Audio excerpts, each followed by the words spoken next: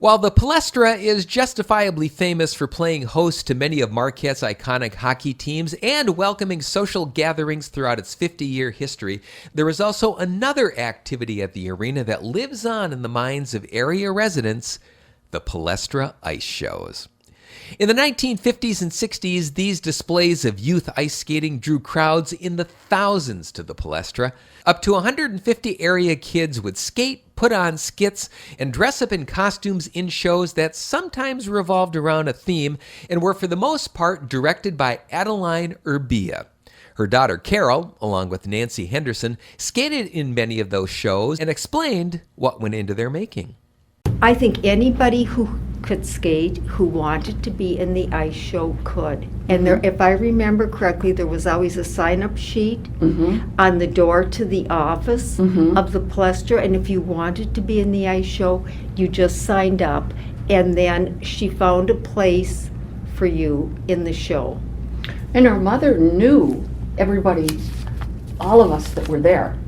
And so all of those names she would know, and she would know their skating ability. And somehow you're all in a group together, you know, and the stars were the stars. Exactly, yes. Yeah. That's how she did it. These shows were huge community events. The Palestra's organ, in fact, was usually played for the shows by Dr. Harold Wright, who was then the head of the NMU music department.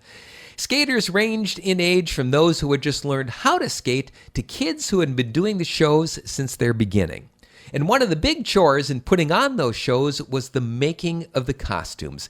Anyone who could help usually did. Carol Urbia and Nancy Henderson say that over the years, putting on the show led to some rather unique costumes. It's of my brother and then my cousin, Bitsy Oles, and they were skunks. She did, always at the end, she did the Hokey Pokey. Yep. And I think that basically was for the younger skaters and everything. And one year she must have done an animal theme. While the Palestra was torn down in the mid-70s, the DNA of the skating shows continues in the programs still put on to this day by the Marquette Figure Skating Club. But for a generation or two of Marquette skaters, nothing will ever match the shows and the costumes put on at the Palestra. And speaking of those costumes, at least one of them put together for the original Palestra shows still lives on, and you can see it the next time you're in the main gallery of the Marquette Regional History Center.